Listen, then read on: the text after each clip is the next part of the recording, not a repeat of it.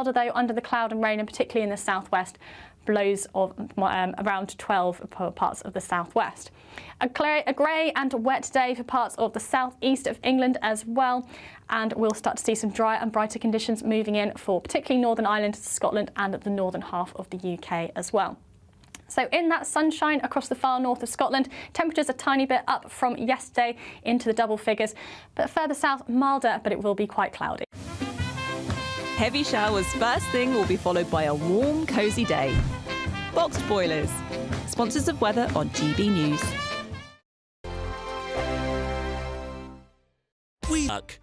Hi there, I'm Michelle Dewberry and I'm going to take a second to tell you all about my show, Dubes & Co. We start off with the issues of the day. We then bring in both sides of the argument. We get rid of the disrespect. And then you throw me into the mix. And trust me, I'll tell it exactly how it is. And then, of course, the magic ingredient, you at home. We mix it all together and what have we got, in my opinion, the best debate show in town. Monday to Friday, 6 till 7 on GB News, Britain's news channel.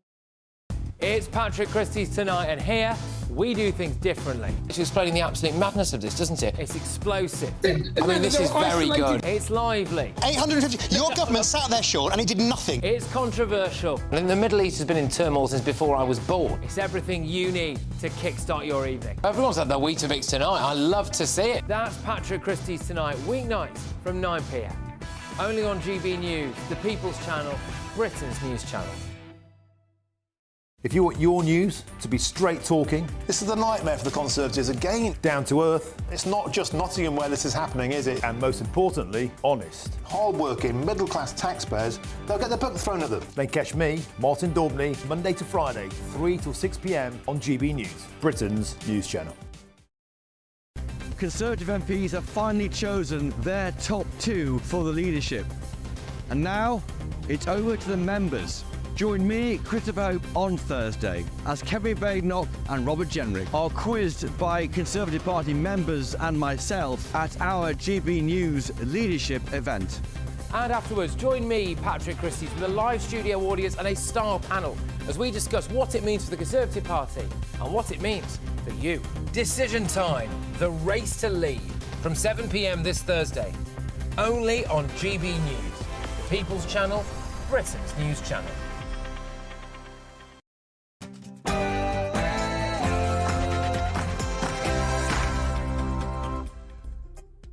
Good morning and welcome to Sunday with Michael Portillo. I have an October feast of topics and discussions to lay before you in the next 2 hours, covering politics, culture, ethics and viniculture. The former First Minister of Scotland, Alex Salmond, is dead. We'll discuss an extraordinary political career. And Labour has been in office for 101 days. During the election campaign, it argued that growing the economy was the key to improving public services without increasing taxes. Has it set Britain on the path towards a bigger economy? I'll ask my panel.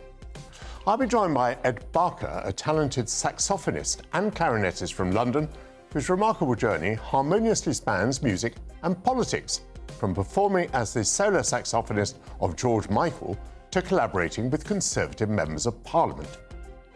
There has been a significant shift in the politics and military situation in the Middle East, following Israel's recent actions against Hamas, Hezbollah, the Houthi and Iran. Has the West been humiliated as it has called repeatedly and ineffectually for a ceasefire, whilst Israel gets on with the job of dealing with our dangerous enemies? Stephen Daisley, contributor for The Spectator, will share his view with me. And drinkers have been warned about a drop in the quality of French wines after poor weather conditions have hit this year's harvest in the vineyards. Sommelier Jacinta Madison-Williams will be here to convince us that English wine may be the way forward. And before all of that, your headlines with Tatiana Sanchez.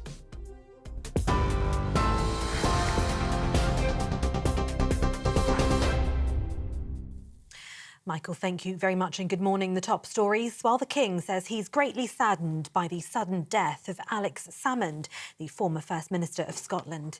The Alba leader died yesterday afternoon, aged 69, from a suspected heart attack during a trip to North Macedonia.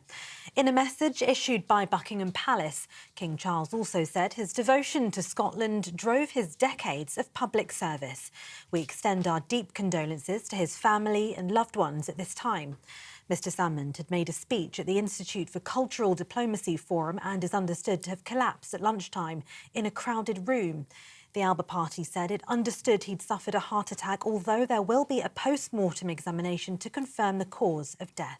I think his legacy is the fact that he got independence into the mainstream. The SNP, certainly when he was the first leader of it, that is to say in the 1990s, and when he became leader the second time, it was still a fringe party. Independence was very much parallel to the Greens in the respect that they're there, you're aware they're there, but you don't actually know what a government would look like. Salmond achieved the question. He achieved the right to have the question. He achieved a reputational boom for the SNP by having it done legitimately, professionally, pragmatically with the UK government. And that is an incredible legacy. That was the columnist Alistair Stewart there paying tribute. Well, tributes have continued to be paid across the political spectrum as well. Tony Blair saying he was very sorry to hear of his death. The Prime Minister, Sir Keir Starmer, had this to say. Alex Salmond was a monumental figure of Scottish and UK politics. He leaves behind a lasting legacy. The former First Minister of Scotland, Nicola Sturgeon, said she was shocked and sorry, adding, "I cannot pretend that the events of the past few years which led to the breakdown of our relationship did not happen. However, it remains the fact that for many years Alex was an incredibly significant figure in my life, and we formed one of the most successful partnerships in UK politics." In other news, Robert Jenrick says he'll make Sir Jacob Rees-Mogg the chairman of the Conservative Party if he triumphs against Kemi Badenoch in the party leadership contest. As chairman, Sir Jacob, who lost his seat at the general election, would be put in charge of the party's campaigning operations. Mr Jenrick told GB News this morning that Jacob has been a tireless campaigner for the grassroots and he understands better than anyone the need for party reform. I want to have a different way to select candidates. So we end the favoured sons and daughters of the leader being parachuted in. That was a disgrace. Yes. I want to stop members just getting emails asking for money, but never asking what do they want and where do they want the party to go. Let's build a mass membership, democratic organisation. I think Jacob will be a great asset to that. Elsewhere, Jonathan Reynolds says it's not the government's position that P&O Ferries is a rogue operator, despite a press release this week calling them a rogue employer. P&O Ferries owner DP World will attend the International Investment Summit tomorrow. They previously threatened to pull out of the event and a £1 billion port investment. That's after the Transport Secretary Louise Haigh criticised their employment strategy and called for a boycott. Well, Sir Keir Starmer says Ms Haig's call for the boycott of the ferry firm was not the view of the government. The operator was criticised by politicians from both main parties back in 2022 when it suddenly sacked 800 British seafarers and replaced them with cheaper, mainly overseas staff, saying it was necessary to stave off bankruptcy. Well, the Business Secretary told GB News' Camilla Tominey that the £1 billion investment will go ahead. On this issue, that's not the government's position.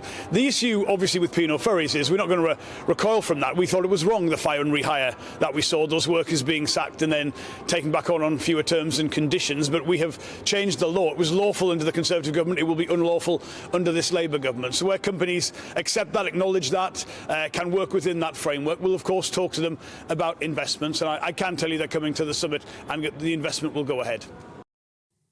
Shadow Secretary of State for Work and Pensions Mel Stride criticised tomorrow's summit.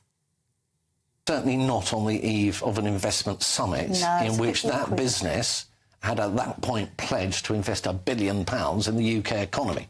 And this is a general problem. So this investment summit has been shackled by the fact that, firstly, it's come before a budget, so everybody is wondering what taxes are going to be levied on businesses, and I expect there will be a number, possibly national insurance for employers, which... And finally, the UK is among 40 nations strongly condemning attacks on United Nations peacekeepers in Lebanon. Earlier this week, Israeli troops fired on UN headquarters in southern Lebanon, injuring 2 peacekeepers for the second time in as many days. It comes as Lebanon's health ministry says at least 15 people have been killed in the last day by Israeli airstrikes on 3 different villages. That's after the Israeli military accused Hezbollah of firing over 300 projectiles at Israel.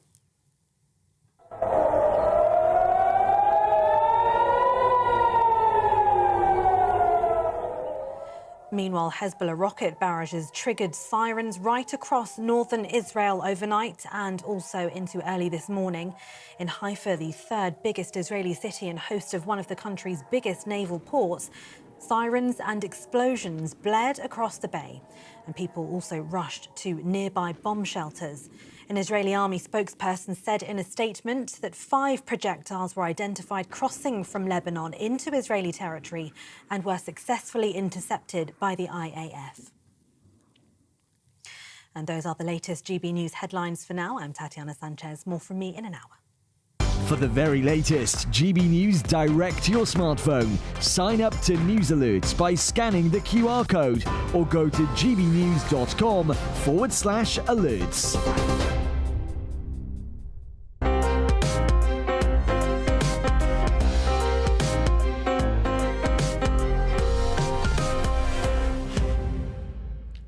Thank you, Tatiana Sanchez. Alex Salmond is dead. He led the Scottish Nationalists into government.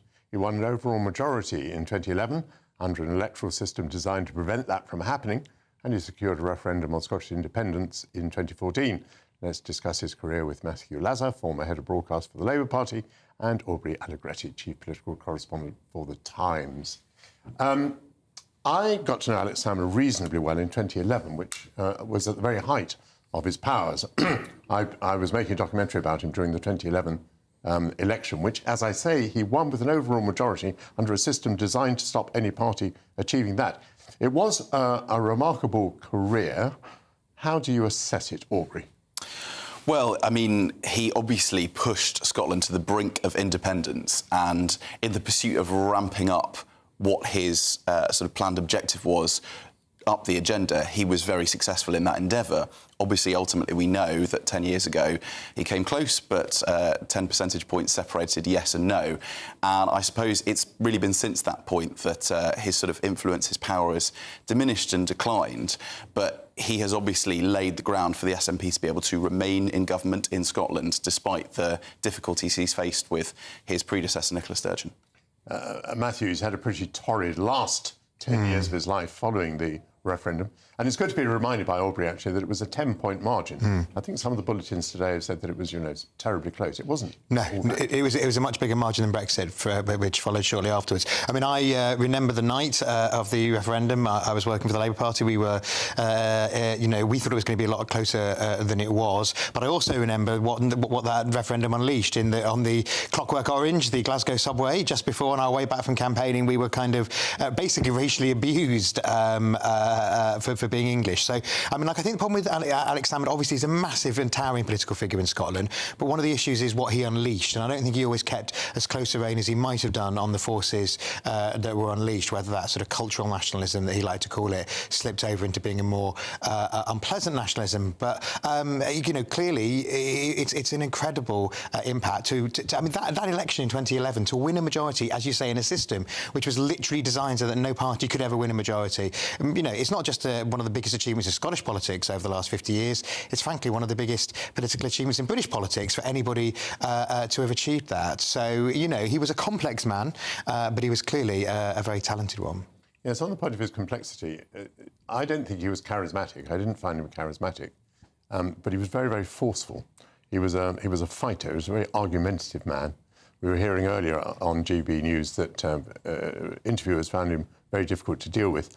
I was quite surprised at the way that he rather rushed around after me wanting to be liked. I was rather taken aback by this. Do you have any thoughts on the sort of personality that it was that became so dominant in Scottish politics, played such a role in UK politics? Well, I imagine that the length of the sort of fight and the campaign that he endured going into Parliament when I think there were 3 Scottish National MPs in 1987, all the way up to the sort of height of his power in 2011, really made him a sort of very argumentative and brittle figure. He would have never sort of got to that point if he hadn't kept the faith through those sort of long decades. And he was obviously strategic as well. He was instrumental in helping transform the SNP and sort of relinquish its sort of tartan Tories former image into reaching into more of the sort of Labour heartlands in Scotland.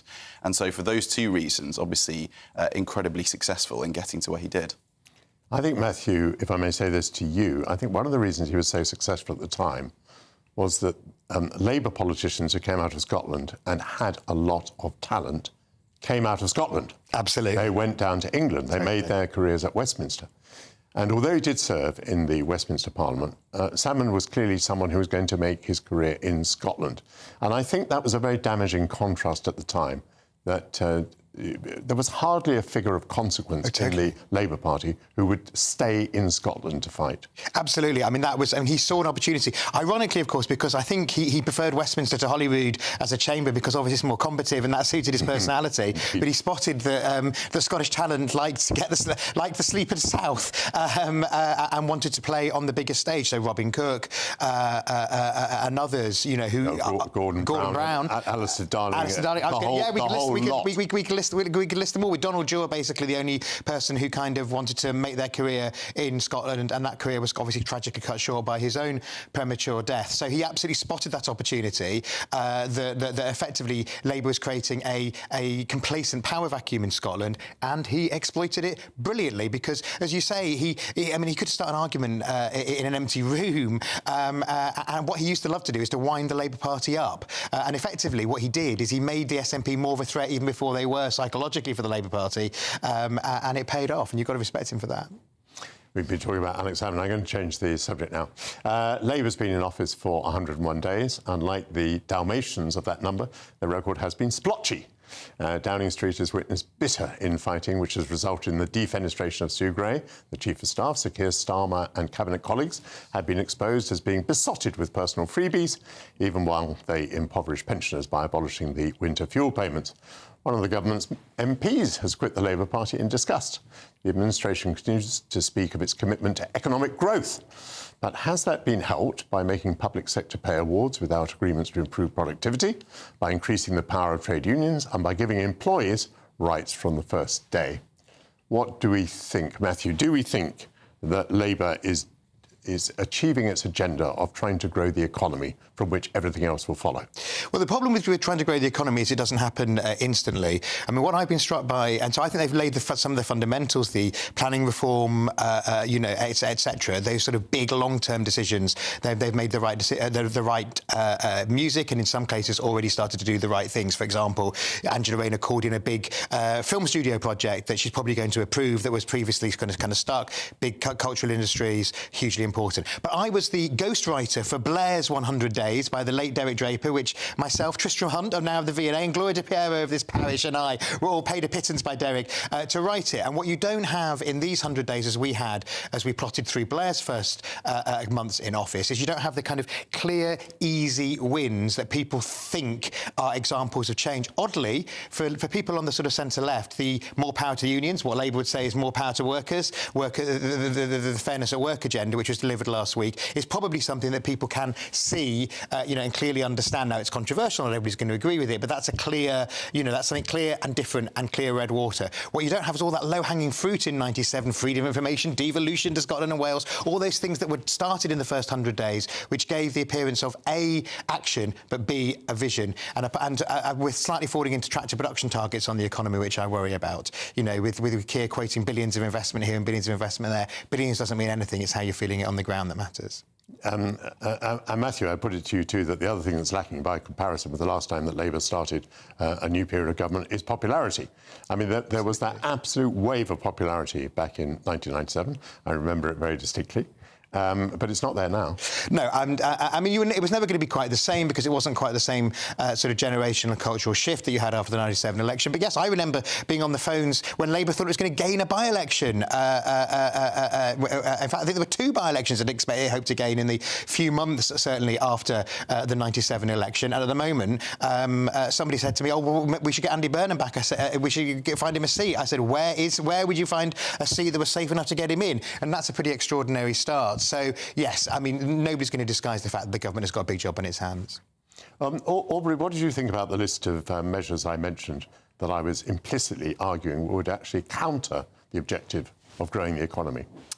I think the difficulty Labour have got is that they've left this very sizable vacuum over the last 3 months between announcing that there is a huge £22 billion fiscal black hole and then the budget itself. And into that sort of pours all of the concerns about Labour's start in government.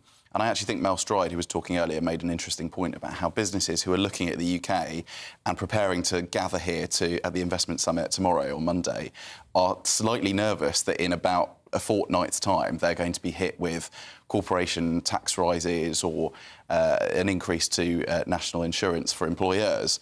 So I think the difficulty they've left themselves is having this big void into which all of the anger and frustrations about the government have been poured with very little sort of definition left. After that point, it will be easier to assess on a sort of more long-term basis whether or not they're going to be successful in growing the economy. But ultimately, we're only getting a one-year spending review. This is going to have to be something that is judged probably better next spring when we get the multi-year spending review. But giving more power to trade unions, giving the pay rises, allowing employers to have rights on day one of their employment, can it be argued that those things help to improve economic growth? I suppose it can, but the devil will be in the detail, and the government has been relatively successful in managing to kind of keep together, roughly, businesses and trade unions on this, and indeed the secretaries of state sort of advocating on their behalf. But the issue is that lots of these reforms won't come into force until 25, 26. And so it's during the course of those consultations that we'll probably get to see just how much sort of backpedaling there is because of concerns that actually giving more rights to employees comes at the risk or the detriment of employers pulling out of the UK. Matthew, is Labour more incompetent by having a budget as late as the end of October? Or are the Conservatives more incompetent by not having a leader in place when that budget occurs? Oh, I think it's about 50-50 on that. I mean, Labour would argue that it's Rishi's to blame because he called the election in rather unusual for British political timetable in July, which meant that you can't really do a budget in August. I personally think they should have done a budget in September and just try and shoehorn it in the small time that Parliament comes back before the party conferences. Frankly, a budget being more important than the party conferences. So I think Aubrey's absolutely right. It's created a huge vacuum, and you've got this slightly odd thing of having an investment summit before asking people to invest billions before you know what the rules are that under which they are going to be investing. So what we saw last week with the departure of Sue Gray was important, but it's not enough to say it's all about the grid. We need to see things like the Prime Minister's performance has got to improve. I mean, for example, on this DP World row, which has now been diffused, but it could have been diffused if rather than the Prime Minister saying it's not the view of the government, saying I wouldn't have put it like that. Now that's media training 101. Because obviously now he appears to the left in the party, frankly the left of British opinion, not just the left of the Labour Party, like he was being sort of sucking up to DP World and not supporting the workers. So it's about kind of fleet of footness, which we certainly have lacked over the last 100 days, and the Prime Minister needs to find some pretty quickly. Aubrey, very briefly, the last word. The budget, I mean, it could be a reset. Also, of course, we know that many budgets come undone in the most horrific way. Where's your betting? They certainly do, and I'm not sure it bodes well for the government to have sort of two resets so close together and certainly so close to the start of coming into government. But yeah, budgets are rich pickings for journalists. I mean, they provide almost endless seams of stories, and they'll be cut so many different which ways. So there are a lot of bear traps. And obviously the biggest problem Labour has is that some of the policies it wants to enact, it's now been found may not generate enough revenue or indeed any revenue. They might push people out of the country. So those are the sorts of difficult decisions they're going to have to balance. You just heard a journalist licking his chops with the budget to come. Very good. Very many thanks to Matthew and Aubrey. They're going to rejoin me in the next hour to discuss the ethics of political assassination. After this coming up break, we'll be carelessly whispering with George Michael's solo saxophonist Ed Barker, who will explain how there can be harmony between the worlds of music and politics. News to me. I'll be back in 3 minutes. You're watching Michael Portillo on GB News, Britain's news channel.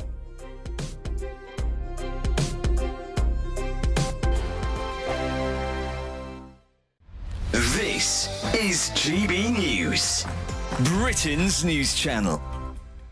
We're talking catchphrases and jingles because, of course, instantly recognisable and sometimes a little annoying in the case of the Go Compare one, perhaps. An iconic advertising jingle can stay in your head all day and sometimes stand the test of time. Sound expert and music designer for some of the world's most renowned companies, Michael Boumendil, joins us now. Good morning, Michael. Thank you for joining us.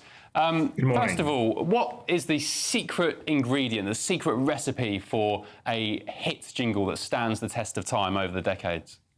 Well, I have to say that Secret 100 years ago is not the Secret today, because today all the brands are using music. So the first secret is to stand out, is to make something different, to do something interesting. The other thing I believe is to do something that is true to the brand, that is talking to you. You know, it's not only about the memorability, but it's about telling something about the brand. You know, when I hear you, your voice, your tone of voice says not only who you are, I can recognize your voice, but it says a lot about your mood, your personality. So the other reason why we make successful jingles is because they're catchy, because they're different, but also because they say something to us that is interesting, and finally keeping this link between the brand and the customers. Michael, tell us about your involvement in the new Maybelline jingle. This makes me, I mean, I haven't heard it, but it makes me a little bit sad because I was an avid Maybelline concealer user for many years. Other brands are available, but the jingle was the main reason why I got bought into it. You don't have to be sad, because we kept most of the legacy. GB News, the People's Channel. Why go out on a Friday night when Friday night comes straight to your home? Talking about? Join me and my A-team of top pundits. Chemistry tonight is electric.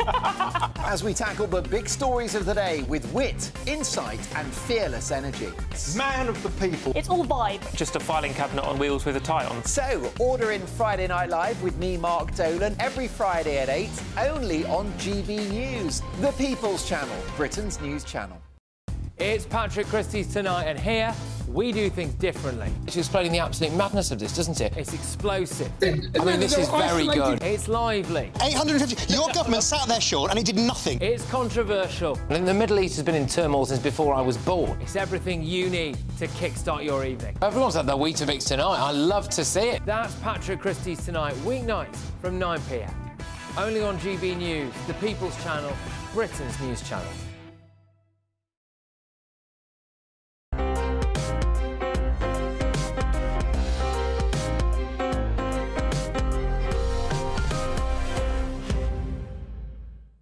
Welcome back to Sunday with Michael Portillo. Ed Barker, a talented saxophonist and clarinetist from London, has had a remarkable journey in the music industry marked by significant achievements and an unusual crossover into the political sphere. Having honed his musical skills from a young age, he played in both the National Youth Orchestra and the National Youth Jazz Orchestra. In 2012, he became the solo saxophonist for pop legend George Michael. His reputation in music opened doors in politics, where he's worked with various leading Conservative members of Parliament and played a role in a number of major campaigns. To tell us more about the harmonious relationship between music and politics, I'm delighted to be joined by Ed Barker. This is quite puzzling, actually. How did a reputation in music get you into politics? It's a good question. It's probably a question I'm still wrestling with at the age of 40. How's it happened? But somehow I've managed to do both, and I still enjoy doing them both at a high level. I think it's a simple thing of when you're in politics, you're known as the saxophone guy, and when you're in the saxophone music industry world, you're known as the weird conservative political guy. And so it's just something people can remember you by, regardless of how good you are at either of those two things. I think it's just a device that people can kind of just latch onto to remember you. But it's the word weird, because I imagine that most people in the music industry are probably somewhat to the left. Yeah. Certainly all the ones that I've met are. I mean, I can't imagine you and George Michael discussing Tory politics with approval, or maybe I'm wrong about that. No, I don't tend to talk politics with people kind of when I'm not in politics somehow.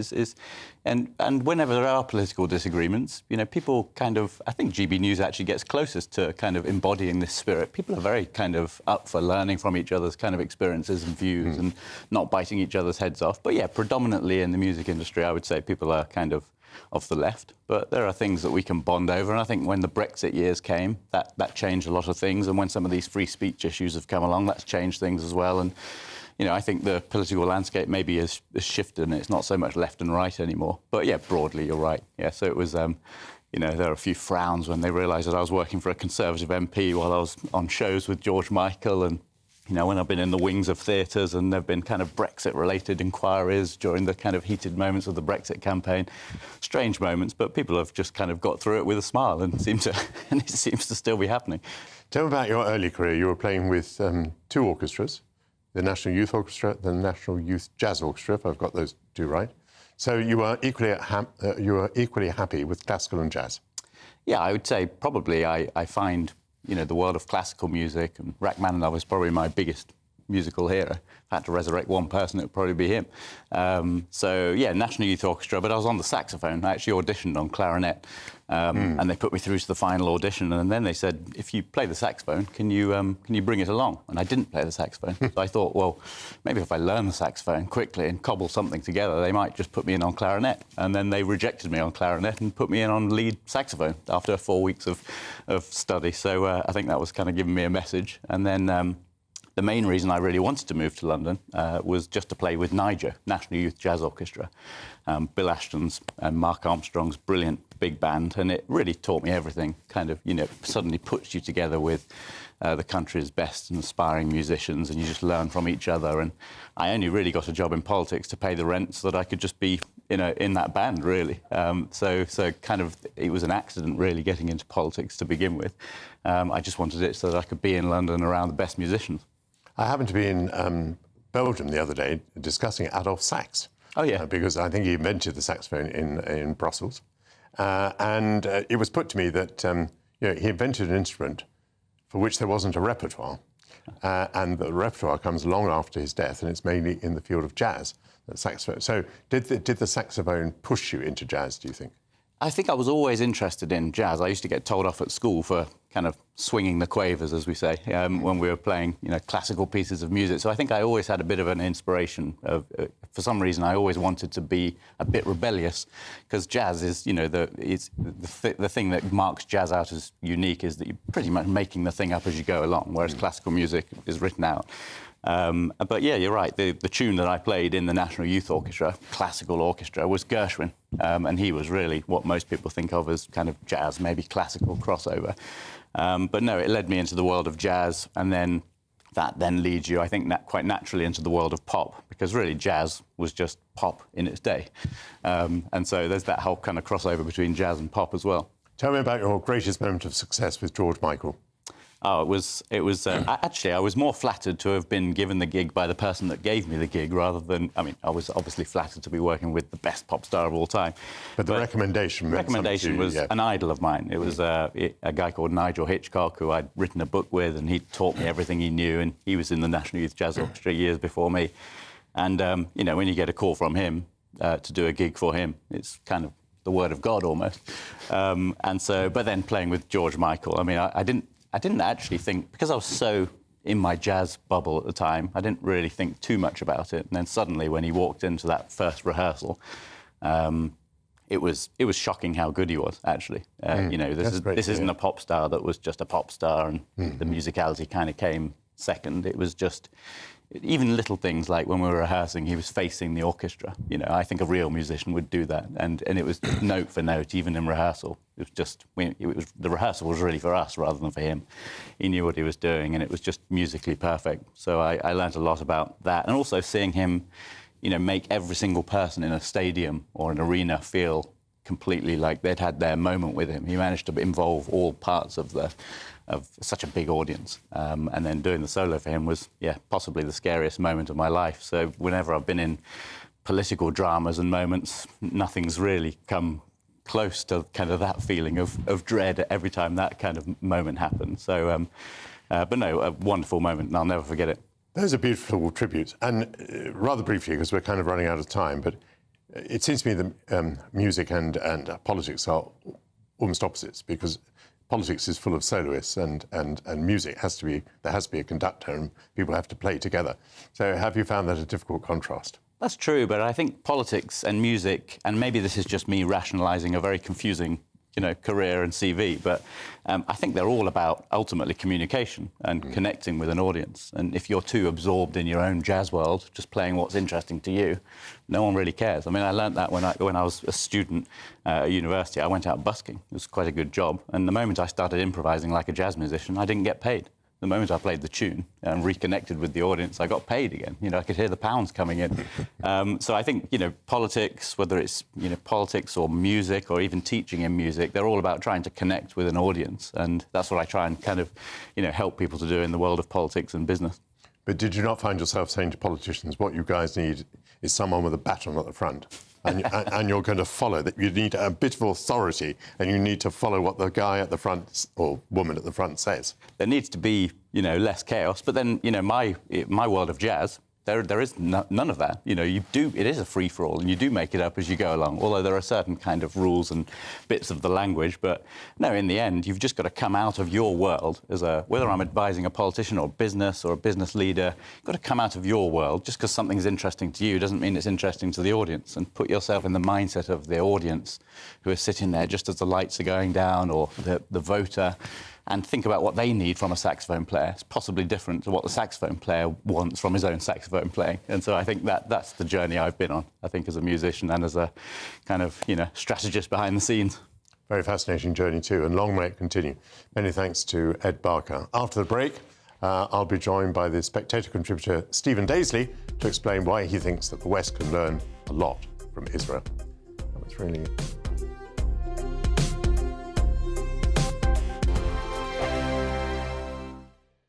Hello, here's the latest weather update from the Met Office for GB News. We're starting the day on a rather chilly note across the UK, some frost in places. It will turn rather unsettled over the next few days from the west, outbreaks of rain moving in, but all the while those temperatures starting to climb too. So back to the detail for today, and it's a chilly start, some frost to clear first thing, and we'll hold on to some showers across the northeast of Scotland through the day today. Quite a brisk north-westerly wind blowing here. Elsewhere though, after that chilly start, plenty of sunshine around before clouds starts to increase across most western areas there, and some rain reaching Northern Ireland by the end of the afternoon. Wherever you are though, temperatures are struggling, no better than 7 to 9 degrees in the north, up to 11 or 12 locally, 13 down towards the southwest of the UK. As we head into the evening then, those outbreaks of rain across many western spots will start to make inroads across Northern Ireland and the west and southwest of Scotland. But at this stage, early evening towards the northeast of Scotland there, plenty of fine weather, those showers tending to ease away. Then we run into that damp weather, as I say, across Northern Ireland and the southwest of Scotland. And further south though, across England and Wales, it's staying mostly fine at this stage. A bit of high clouding across Wales and the southwest, but across central and eastern parts there'll be some clear spells as we go into the evening on Sunday. During the overnight period on Sunday into Monday, we'll hold on to rather wet weather out across westernmost parts, and it will start to make inroads across other western parts of the UK, also slipping in across England and Wales from the west into the early hours of Monday. So the best of the clear spells linger out towards the east and northeast. Here it will turn fairly chilly, but generally frost-free, and those temperatures starting to pick up from the west and southwest as those outbreaks of rain start to move in. As for Monday itself, well, a pretty wet picture is expected across England and Wales, certainly through the morning. Outbreaks of rain locally on the heavy side, starting to ease into the afternoon, whereas towards the north and northwest, patchy rain will tend to ease too, so a generally brightening picture as we go through the day. The best of the sunshine then reserved for the afternoon, and temperatures starting to pick up a little too. Into the afternoon was the highest towards the north of the UK, up to 12 or 13 degrees, up to 16 or 17 at best down towards the south and the southeast of the UK. Join me, Nana Akweer, for an informative, interactive news programme with a difference. It's fun. No, you didn't say that, Dave. I'm so surprised. I think there's an element of truth to that. Join me from 3 p.m. every weekend, only on GB News, Britain's news channel. Nightmare commute? Kick it up a gear with GB News Radio. You can listen online and on DAB+ and on the GB News app. We're also on TuneIn and the Radio Player apps. From the school run to rush hour, get revved up with GB News Radio. We are the People's Channel, Britain's news channel. Every Saturday, 10 till 12, we'll bring you all of the news that you need to know. We'll also remind you that there is so much to smile about. It's my favourite time of the week. I get to relax, enjoy some light-hearted stories, and let Ellie teach me about fashion too. That's Saturday Morning Live, every Saturday, 10 till 12. Only on GB News, Britain's news channel.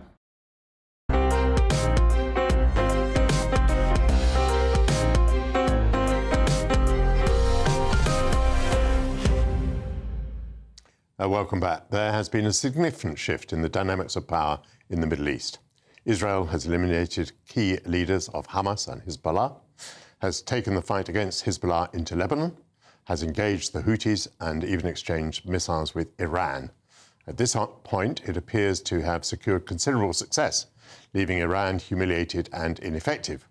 We can speculate that there have been cheers in Saudi Arabia and in other Arab states that wish to see Iran contained. But Israel has contended with calls from its Western allies to call a ceasefire, and some European countries have even recognised a Palestinian state. Has Israel now left the West looking foolish and ineffective? And more importantly, does Israel offer us an example of how a robust policy of self-defence can help to shape the sort of world that we want to live in? Joining me now is the Spectator contributor, Stephen Daisley. Stephen, welcome to GB News. To begin with, how do you think the situation in the Middle East has been changed by these Israeli actions? I think the change that we have seen in the past, even just the past few weeks, has been extraordinary. I would say it's been historic. We've seen Israel move from a position really of attempting to contain these Iran proxy terror threats, like Hezbollah, and obviously it was already engaging with Hamas for the past year. It has moved from a position of trying to contain to actively taking out the leadership of, for example, Hezbollah, the targeted assassination of Hassan Nasrallah, which was, I think, a historic coup for Israel. And what is shown is that time and again, whenever Israel has broken with the United States and Europe with what Western leaders would want it to do, whether it was bombing us Iraq or whether it was taking out the Syrian reactor in 2007 or now taking out Hassan Nasrallah, there's been a lot of condemnation from the West, but Israel has actually helped to contribute to a more stable Middle East. And there's a feeling among Israelis you talk to that, perhaps that Westerners should start listening to Israel, since it has been able to deliver the goods in terms of taking out some of these terror leaders who are responsible. Let's not forget, not just for terrible atrocities against Israelis, but against their own people. Hassan Nasrallah was responsible. He took Hezbollah into the Syrian civil war on the side of the butcher Assad and killed many Arabs, including Palestinians. Do you think the West has been made to look foolish by what has happened in the last few weeks? I think foolish is when you said it the first time, Michael, that is exactly the word I would use. I think that we have a lot of shall we say, Oxbridge PPEs and Harvard and Yale educated people, very, very clever people, staffing the US State Department and the British Foreign Office and the Council on Foreign Relations, and they have been sort of preaching this doctrine that Israel must rein itself in, must not confront Iran, allow the West to agree the original Iran deal, the JCPOA, which obviously Donald Trump withdrew the US from, although there is a move to try to resurrect that. That approach, that Western approach, which is, is well-meaning, but it has been proved time and again that it doesn't work. The very fact that we learned in reports in recent days that there was communication between Hamas and Iran about the October 7th attack. So Iran had advanced knowledge of this attack. That is not a good faith actor in the international community. And the problem has been that the West has tried to treat Iran as if it was dealing with a nation that was slightly problematic. Iran is not merely problematic, it is a rogue nation, and it not only threatens Israel, it threatens the Gulf Arab states like Saudi Arabia, like the United Arab Emirates, and it threatens Western interests more generally. It seems as though Iran at present is cowering. The responses from Iran to what has happened fall far short of what might have been predicted. And I can imagine if I were an Iranian leader that I would be in fear of my life. Israel has demonstrated the ability to pick off targets, including inside Iran. It seems to have the most extraordinary amount of an incredible database. This is a big part of its success. And I just wonder, the failure of Iran to act as might have been expected, could that have an influence on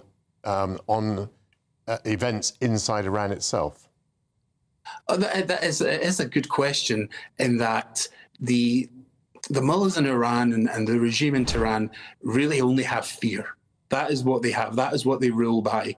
And, the the Iranian street, if you like, particularly in the big cities, particularly younger and educated Iranians, despise this regime. But it is a regime that rules through fear and through brutality, and we see how it treats its own people.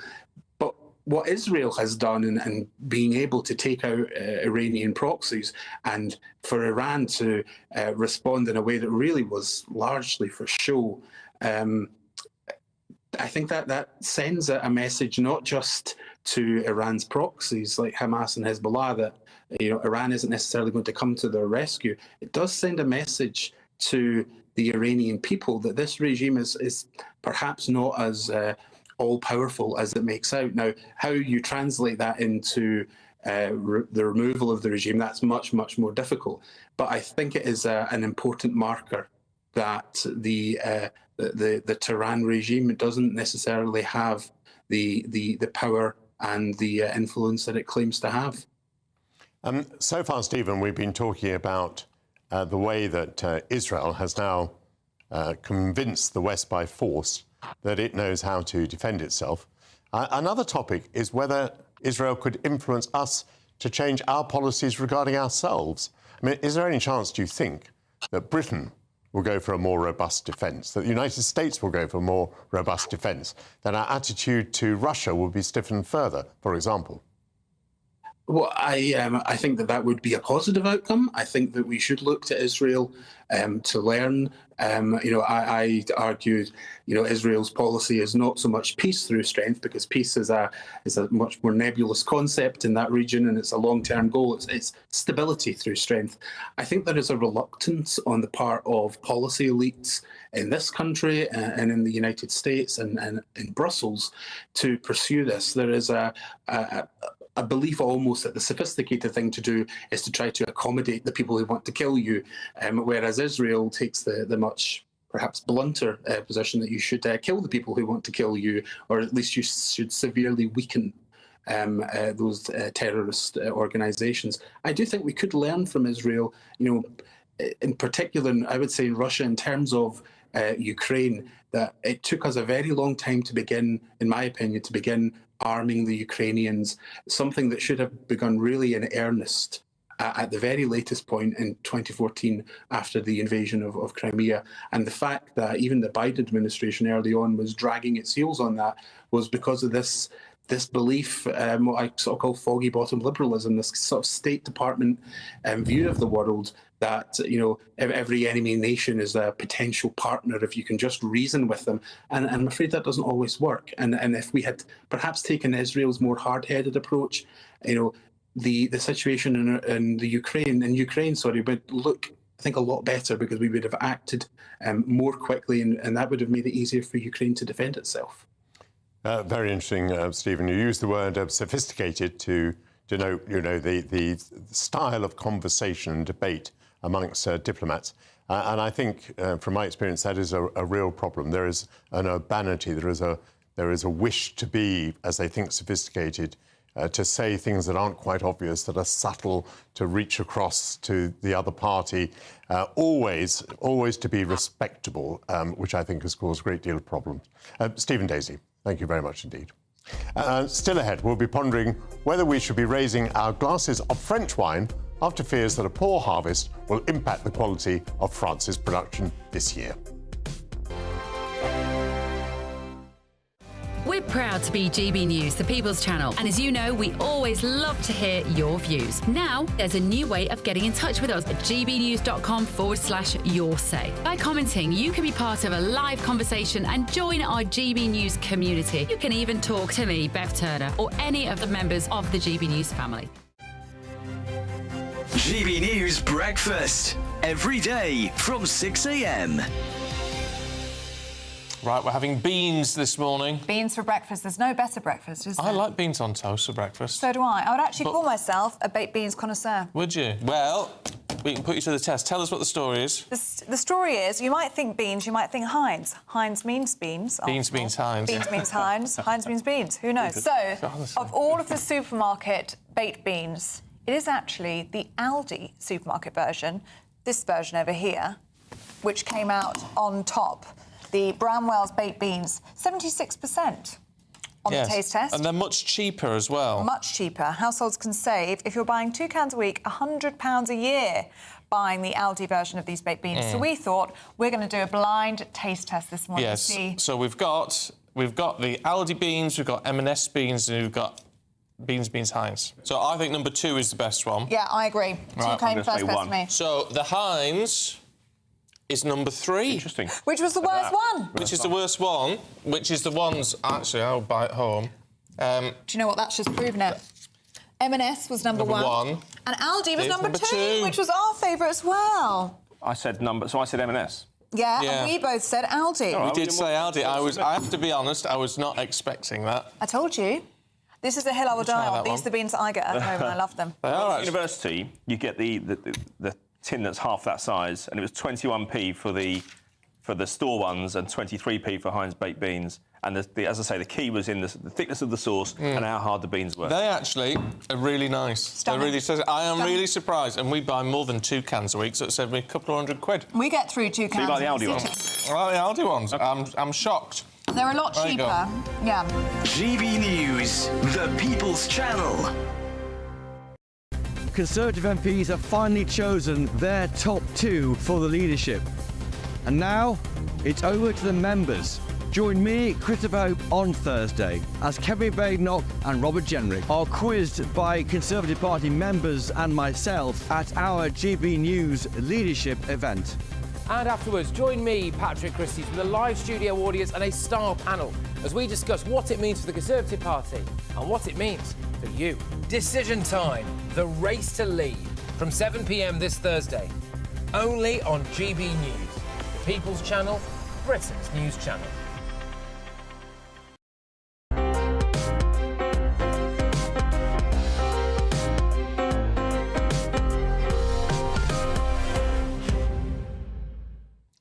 Welcome back to Sunday with Michael Portillo. Well, drinkers have been warned about a drop in the quality of French wines after poor weather conditions hit this year's grape harvest. Winemakers across France will make 240 million fewer bottles of wine this year, the country's farming ministry said on Tuesday. So should we think of switching from French to English? I'm joined now by sommelier and founder of Inflorescence Wines, Jacinta Madison Williams. Hello, Jacinta. Good morning. Nice to see you. First of all, let's just think about the poor French. We should. Has this been a fairly universal weather catastrophe for France? It has. A kind of across the board, we're about 22% down on last year's crops, which is quite significant. I think it's like one of the 4 years over the last century that have been this low. So. And it's affected both quality and quantity? I would say more so quantity. There's always ways of counteracting quality. It depends if people are desperate to make wine. They can obviously push out more watered down grapes. There's been a lot of rain, if you hadn't noticed. Not only in France, we felt it here too. But lots of frost, supercell hailstorms have completely wiped out some crops. So in some cases, there's nothing to make. In other cases, it's just really watered down grapes and you want to pick earlier to make sure you're avoiding all those rains. But I would say more so it's quantity. But saying that, France is still the biggest producer of wine in the world. It might be taken over by Spain this year, but as a consumer, don't panic. We're not going to run out of wine. And we obviously have lots of lovely wine growing here now in England. So whether we do make a little jump for a bit to English wine, but there's definitely still lots out there. How would you feel about pouring us a glass of champagne? I feel incredibly good about it, Michael. There's always a lovely way to spend. Now, obviously, this Sunday champagne morning. was not affected by the weather this year because this has been a bottle for a while. Yes, this one. So we're going to have a Taittinger to start off with. To start off with, I love that. Oh, yeah, of course. We've got a whole lineup here. Thank you very much indeed. Let's have a little clink, because otherwise it's too rude. So this is firmly from Champagne country. This is grown near Reims in France. Absolutely. And I've chosen to bring this one along because on the topic of kind of adapting to all these different weathers and climate changes, Taittinger have actually done a big step and bought land in Kent. Isn't that interesting, yes. So they're kind of realising, you know, Champagne as a whole region is more difficult to grow grapes in now because of the weather. So because of climate change. Yeah, exactly. Yeah. Whereas the flip side of that, climate change has made sure that we're warm enough now to grow grapes really well and make beautiful, equal quality sparkling wine. And I actually visited the estate that Taittinger have bought, which is called Domaine Evremond, which is in Kent. And I found it really interesting how they're not trying to replicate Taittinger. They're not trying to make champagne, but in England, they just want to make excellent sparkling wine, whether that is English sparkling wine or champagne in Champagne. The purpose really is making beautiful wine. And I love that kind of unity across wherever wine is made. It brings us together. That is wonderful. And by chance, you brought an English sparkling wine. I have. So we can't actually taste Domaine Evremond till spring next year. Right. I can confirm it is delicious, so keep an eye out for it when it does come. But I've chosen my other favourite winery in Kent, which is Balfour. So I can also give you a little splash of this. Now, tell me, is this kind of the regular issue from Balfour, or is this a vintage? This is a regular issue. And tell me a little bit about price comparison then. So this is £22 a bottle, depending where you get it from. And the Taittinger would be what? About £45 a bottle. Ah, so there's a price advantage here. There is. May I have a... Well, I suppose, seeing as you asked so nicely. Let's have a little... Oh, we should. Love it. What a way to spend Sunday.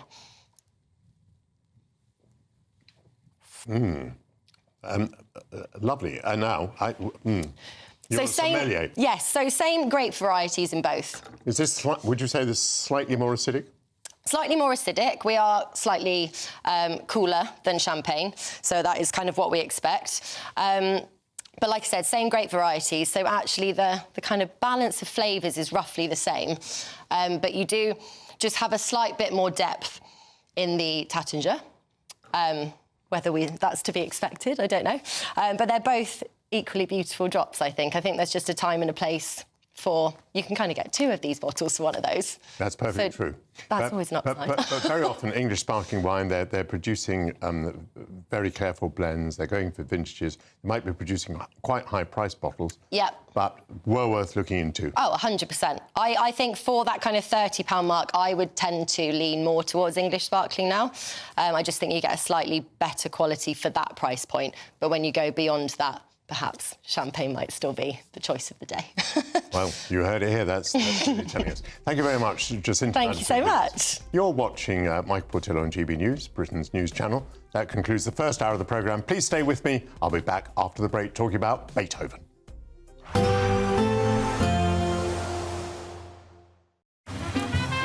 Despite the morning rain, it'll be a nice, warm, cosy day ahead. Boxed heat pumps, sponsors of weather on GB News. Good morning and welcome to your latest GB News weather update from the Met Office. Quite a chilly day out there and fair bit of cloud around, although there will be some hazy sunny spells the further east that you are, with some rain arriving later though. But most of the UK under the influence of a ridge of high pressure, giving some fairly settled conditions. But out towards the west we do have some frontal systems and they will be giving some wetter weather in through this evening. So this is that area of rain already starting to give some wet conditions for Northern Ireland and parts of Western Scotland. But lots of the UK seeing fairly fine conditions. Dry for most, although a bit cloudy with the cloud moving in ahead of this frontal system. Down the east coast though we do have those winds turning a little bit lighter and at temperatures quite chilly at best into the single figures across the north, milder though across the south, perhaps up to 14 degrees. Heading through this evening, so that generally fine conditions will continue for much of the UK. The far north of northeast of Scotland still holding on to some showers, but the eastern coast of mainland Scotland will see some fine evening sunshine before we start to see some rain arriving from the west. Again, a fairly cloudy picture for Northern Ireland and some of the western coast with outbreaks of rain. Further south though and across the southeast of the UK, largely dry, hazier sunshine, and we start to see this rain arriving from the southwest, giving some heavy outbreaks of rain through this evening. That area of rain will steadily move eastwards as we head through the overnight period. Winds picking up as well, so fairly blustery conditions across the southeast of the UK overnight. Further north though, a little bit drier for parts of Northern Ireland and Scotland, some clear spells and down into single figures again. Milder though under the cloud and rain and particularly in the southwest. blows of around 12 for parts of the southwest. A grey and wet day for parts of the southeast of England as well, and we'll start to see some drier and brighter conditions moving in for particularly Northern Ireland, Scotland and the northern half of the UK as well. So in that sunshine across the far north of Scotland, temperatures a tiny bit up from yesterday into the double figures, but further south milder, but it will be quite cloudy. Even though we'll see a cloudy start, it'll be a bright outlook for the rest of the day. Boxed Solar, sponsors of weather on GB News. There's only 2 weeks remain. Good luck. Good Afternoon Britain isn't just about us. The wonderful thing about this programme is it's about everyone watching. It's an interactive programme. Well, there absolutely is something to see here, and we're going to be talking about it more. Whether it's breaking royal news, Will, please bring us up to date. Or indeed a particularly punchy speech in the House of Commons. Very, very curious. We bring it to you live, and then we bring you live reaction as well. That's Good Afternoon Britain, weekdays from midday. Only on GB News, the People's Channel, Britain's news channel.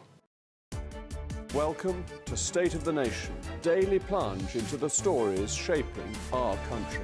I'm Jacob Rees-Mogg, and Monday to Thursday we bring you the insights, the facts, the truth about how our country is being governed. Because what happens in Downing Street matters down your street. Tune in to State of the Nation every Monday to Thursday, 8 to 9 o'clock. Only on GB News, the People's Channel, Britain's news channel.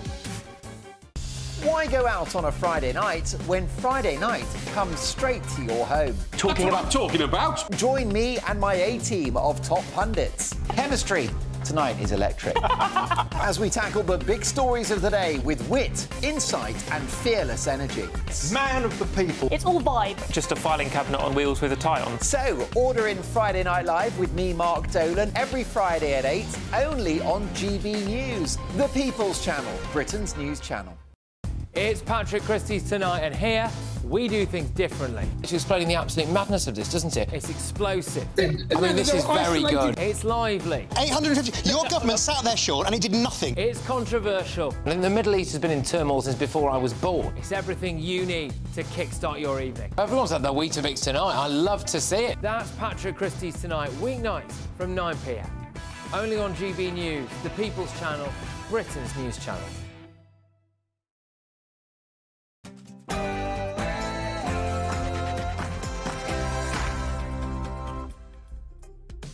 Good afternoon. Welcome to the second hour of Sunday with Michael Portillo on GB News.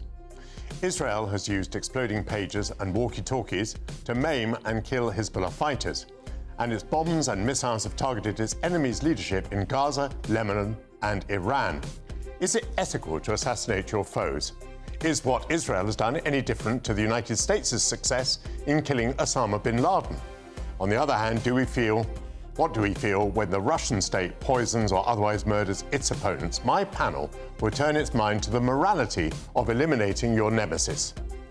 Classic FM host John Suchet has, over the years, found comfort and strength in the music of Beethoven.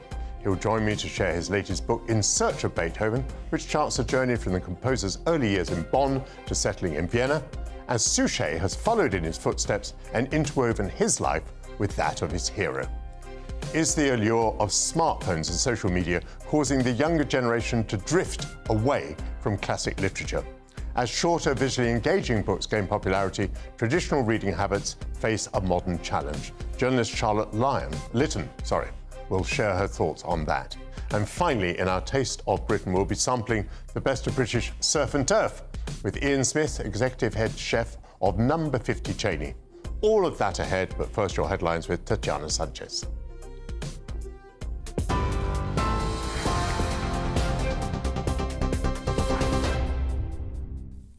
Michael, thank you very much and good afternoon. The top stories. The King says he's greatly saddened by the sudden death of Alex Salmond, the former First Minister of Scotland.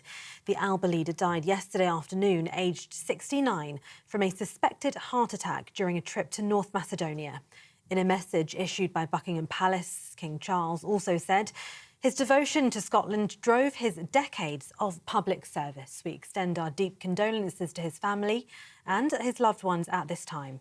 Mr Salmond had made a speech at the Institute for Cultural Diplomacy Forum and is understood to have collapsed at lunch in a crowded room. The Alba Party said it understood he'd suffered a heart attack, although there will be a post-mortem examination to confirm the cause of death. Tributes continue to be paid across the political spectrum. Tony Blair saying he was very sorry to hear of his death. The Prime Minister, Sir Keir Starmer, said Alex Salmond was a monumental figure of Scottish and UK politics. He leaves behind a lasting legacy. The former First Minister of Scotland, Nicola Sturgeon, said it remains the fact that for many years Alex was an incredibly significant figure in my life and we formed one of the most successful partnerships in UK politics. Members of the public in Scotland have also been reacting to the death. His passing is a great shock. And I think for most Scots, whatever their opinions, it's sad. He was a pillar of the independence movement. I think he'll be remembered as the man that nearly got Scotland independence. Well, he nearly got us independence, but, you know, nearly's not good enough. I couldn't believe it, to be honest. I was shocked. I don't even know how he died yet, I'm not sure. I met him years ago when he was trying to be... He was walking around Swinton Crescent in Baillieston and he was handing out leaflets and that and he played me at pool. He's a good man, very good man. Yeah, very good man. Done his best for Scotland, you know. Some breaking news now that police say a man has been shot dead in East London. A murder investigation has been launched after the victim, believed to be in his 30s, was found with a gunshot wound in Barking shortly after 4:30 this morning. He was treated by emergency workers but died at the scene. The Metropolitan Police said no arrests have yet been made. In other news, Robert Jenrick says he'll make Sir Jacob Rees-Mogg chairman of the Conservative Party if he triumphs against Kemi Badenoch in the party leadership contest. As chairman, Sir Jacob, who lost his seat at the general election, would be put in charge of the party's campaigning operations. Mr Jenrick told GB News this morning that Jacob has been a tireless campaigner for the grassroots and he understands better than anyone the need for party reform. I want to have a different way to select candidates, so we end the favoured sons and daughters of the leader being parachuted in. That was a disgrace. Yes. I want to stop members just getting emails asking for money but never asking what do they want and where do they want the party to go. Let's build a mass membership, democratic organisation. I think Jacob will be a great asset to that. In other news, Jonathan Reynolds says it's not the government's position that P&O Ferries is a rogue operator, despite a press release this week calling them a rogue employer. P&O Ferries owner DP World will attend the International Investment Summit tomorrow. They'd previously threatened to pull out of the event and a £1 billion port investment. That's after the Transport Secretary Louise Haigh criticised their employment strategy and called for a boycott. The operator was criticised by politicians from both main parties in 2022 when it suddenly sacked 800 British seafarers and replaced them with cheaper, mainly overseas staff, saying it was necessary to stave off bankruptcy. The business secretary told GB News' Camilla Tominey that the £1 billion investment will go ahead. On this issue, that's not the government's position. The issue, obviously, with P&O Ferries is we're not going to recoil from that. We thought it was wrong, the fire and rehire that we saw, those workers being sacked and then taken back on fewer terms and conditions. But we have changed the law. It was lawful under the Conservative government. It will be unlawful under this Labour government. So where companies accept that, acknowledge that, can work within that framework, we'll, of course, talk to them about investments. And I can tell you they're coming to the summit and the investment will go ahead. Shadow Secretary of State for Work and Pensions Mel Stride criticised Louise Haigh's comments and the timing of tomorrow's summit. Certainly not on the eve of an investment summit in which that business had at that point pledged to invest £1 billion in the UK economy. And this is a general problem. So this investment summit has been shackled by the fact that, firstly, it's come before a budget, so everybody is wondering what taxes are going to be levied on businesses, and I expect there will be a number, possibly national insurance for employers, which... Now, nearly 500 migrants have made the crossing of the English Channel to the UK in one day. New figures released by the Home Office today show 471 migrants crossed the English Channel on 9 small boats yesterday. The latest arrivals bring that total so far this year to 27,225, which is a 5% increase on the same time last year, but 25% less than 2 years ago. Over 13,500 have arrived since the 5th of July. A Home Office spokesperson insists they're committed to dismantling people smuggling operations, saying the government will stop at nothing to bring these criminals to justice. And the UK is among 40 nations strongly condemning attacks on United Nations peacekeepers in Lebanon. Earlier this week, Israeli troops fired on UN headquarters in southern Lebanon, injuring 2 peacekeepers for the second time in as many days. It comes as Lebanon's health ministry says at least 15 people have been killed in the last day by Israeli airstrikes on 3 different villages. That's after the Israeli military accused Hezbollah of firing over 300 projectiles at Israel.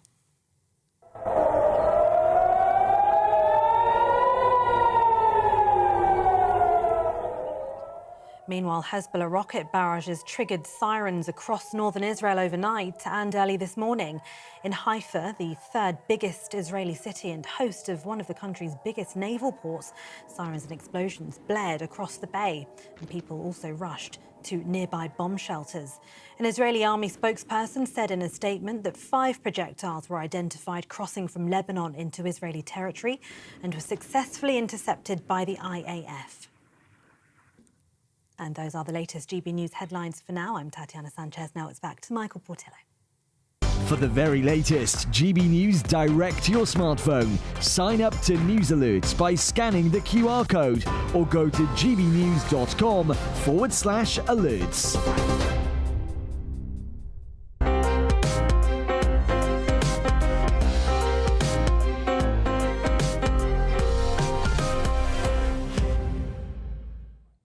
Thank you very much, Tatiana Sanchez.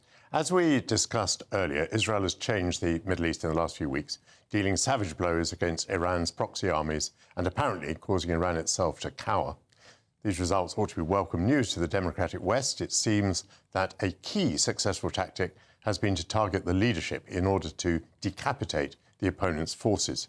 The Allies did not shy away from assassination in the Second World War, and the United States used a drone to kill Iranian General Qasem Soleimani near Baghdad in 2020. But we are certainly outraged when Russian agents poison the state's opponents abroad. So where are the ethical dividing lines? I'm joined now by Matthew Lazar and Aubrey Allegretti, who were with me earlier, and by Anna Mikhailova Perfect. From the Mail on Sunday. And you were delayed in traffic earlier. Thank you so much for persevering. Anna, what do you make of the ethics of the assassination of your opponents? So I think there are 2 ways of answering the question. One is the sort of armchair philosopher view of discussing ethics and what's right and what's balanced, which a lot of people will subscribe to and a lot of people will like that approach. And I think the second one is one of realpolitik. And there, the primary concern is what is in your national interest? And when it comes to the conduct of another country, it is that country an ally? And does its interest, on top of that, align with your national interest? And frankly, I think when you look at politicians and governments, you know, making these sort of decisions and calls, it's the second that matters, and the second is how they are predominantly governed. So you would judge it only by whether it was in the national interest and whether it was in the interest of our allies, or we had a common point of view. You wouldn't have an ethical consideration at all? Not me personally. I'm just saying that if you're a head of a government, that is how you must approach it. If you're an elected politician, that is how you must approach it. So how would you distinguish, or perhaps you wouldn't, from what Putin does? Putin, the Russian state, assassinates its opponents. Are you equally... Well, do you just think that's also a matter of realpolitik? Well, of course it is. Or do you have a different point of view? Well, of course, it depends who is analysing it. If you're in a tutorial and you're talking about it, it's a completely different scenario. If you're a historian, or if you're... And of course, one must absolutely remember the lessons of history and past examples and other examples of, as you say, correctly, political assassinations. But if we're talking about how a government must approach things, then absolutely the test is Putin is not Britain's ally.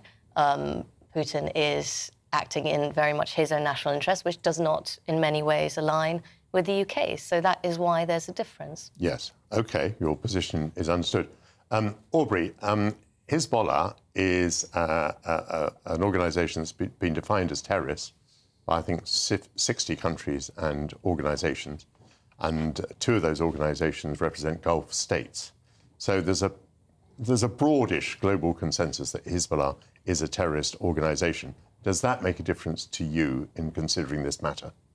I think there's 2 points to pick up on. First of all, there is the question about the motivation for some sort of attack or assassination attempt. Is it about revenge, or is it about pursuing a point that actually you think is going to give you a strategic military advantage, and the efficacy of it?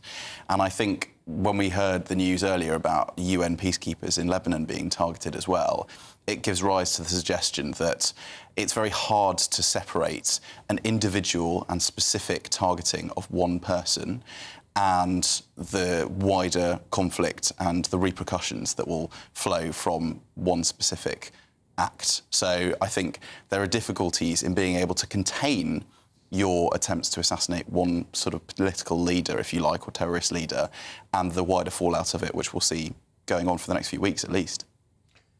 Yes, of course, there can be collateral damage. There can be people killed that you didn't intend to kill. But I think one of the arguments for the assassination policy would be that if you decapitate the armies, if you remove their leadership, by the way, in this case as well, if you fundamentally disrupt their communications, you may be able to gain a victory with less loss of life. There's probably a humanitarian argument to be made there. What would you say to that? Yes, although that is an argument that's easier to be made afterwards, rather once the sort of the conflict in itself has been sort of contained, and you know exactly how many lives were lost during the course of it, and how many, you can then make a better guess at how many were saved. I suppose when you look more broadly at things like the pager attack, that was something which tried to decapitate the communications network, but obviously the risk of civilian loss in that case was extremely high as well. And I think for countries which are engaged in this sort of thing, the best thing, I think slightly strange to say, but is to be transparent and open, so that you're not looking like you're trying to hide anything or commit any sort of war crimes. You are being honest and open about your intentions and how you executed an operation. Now, I'm going to bring Matthew in first, but I can see Anna is itching coming, which is great news. Matthew, what do you make of this topic? Well, I mean, I think it is a very difficult balance because the name Noel Mason Macfarlane is not known to us all, but he was the British military attaché in Berlin in 1939, and he wanted Whitehall to sign off an assassination attempt on Hitler's 50th birthday. He had a plan. In fact, he talked to the Times about it, apparently, and obviously if he'd done that, then millions, tens of millions of lives would have been saved if that had been successful. Potentially, we obviously don't know what the consequences would have been within the German regime. So I think that Aubrey's absolutely right. For me, it's about the targeted nature of it. Do I think that, you know, taking out an opponent of you know, a foreign opponent of the state is, I'd say the difference with Putin is Putin takes out his internal opponents. These are people who oppose the Putin regime. They're not people where you could say there is an ethical case that they are a threat to the state from outside. I mean, some of them obviously don't live in Russia anymore, but they tend to be his internal enemies that he's taking out. And I think if it's targeted, it's morally justified to take out an opponent if you think that by doing so you're going to save lives.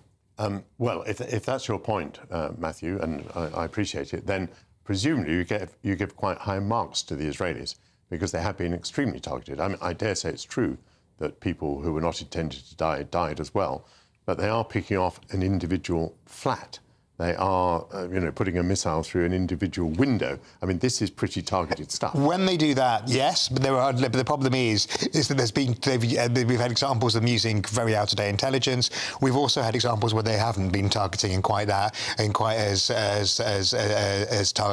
specific a way as that. So yeah, if they're taking out one person, yes. The pager attack, I think, was very much on the edge because clearly, by the nature of pages, this isn't assassinating somebody in their home. This isn't putting a bullet through their window. People wear them all the time, and as we saw, they were wearing them when they were in public places, and a lot of the injuries were to people who were certainly innocent civilians and not the person being targeted who actually had the device on them. Anna, what were you itching to say? I was just going to say that when you talk about decapitating someone in, the head of government or a head of an organisation, even a terrorist group, I think the really key test is, do you have good enough intelligence for what could happen next? No one can predict the future completely, but I think one of the dangers of doing this in the Middle East, for example, in a country like Iran that is so closed, is you don't have very good intelligence of what might happen next in that country. So, of course, when you look at, Gaddafi, for example, who many people would agree was not exactly a perfect man or a perfect leader, had many faults, but getting rid of him caused a lot of trouble because you just ended up in factionalism, you ended up in essentially a lawless state. So unless there is an exit strategy afterwards or some sort of idea of what comes next, then it can be a very risky tactic. But Aubrey, I might make the opposite point to Anna's, in the sense of saying that one of the things that's happened here, it seems to me, is Israel has intimidated the Iranian leadership. I imagine the Iranian leadership sits there quaking, imagining that any one of them could be picked off, because it seems to me that Israel has demonstrated that it actually has very good intelligence, very up-to-date intelligence. There must be a fantastic amount of penetration of its enemies for this intelligence to be available. They know where people are, it appears, on a minute-by-minute basis. So my point would be that this targeting of your opponents actually discourages, it has a fantastic deterrent effect. It discourages Iran from entering the fray. And goodness knows how many lives are saved by that. Quite possibly. I mean, I don't think we're at the point where we could say definitively that that's going to happen, but it has certainly curtailed Iran's sort of immediate retribution, if you like. They were obviously involved in a sort of limited way in the aftermath, but I suspect there will be attempts to sort of dampen down the conflict, and the question is it sustainable? Do you escalate to de-escalate? I mean, it's a question that preoccupies all sort of military strategists, and in some cases it works, and in some cases it doesn't. I think it's probably still too early to say whether it's worked in this case. Matthew, a point that was made early on was that these attacks shouldn't be about revenge. It wasn't a point that you made, but it was made early on. The United States killed Osama bin Laden. Revenge, or justice, if you like, was the motivation there. How do you feel about that? Osama bin Laden was probably not a future threat. He was being punished for what had happened in the past. How do you feel about Yeah, that? I mean, again, I think he would, if we're talking revenge as in, the sort of, the things that the Germans used to do where they would round up a village in revenge for in France for the resistance killing a German soldier, obviously that is completely wrong. In terms of targeting bin Laden, although he was not in his that moment at the peak of his powers, I don't think it was just totemic revenge. I think it was also because ultimately he was the head, even if at that moment rather disabled head of an organisation which was a clear and present danger to the United States. I think that justified that. Thank you very much, panel, for your views. I think you've highlighted the ambiguity of the whole thing. None of you has been exactly pinpoint clear, I think. You've said upon the one hand, upon the other, but I found it a most interesting discussion. And my thanks, therefore, to Matthew Lazar, Anna Mikhailova and Aubrey Allegretti. And coming up, John Suchet will join me to discuss his new book, In Search of Beethoven. We'll be back in about 3 minutes. Thank you very much.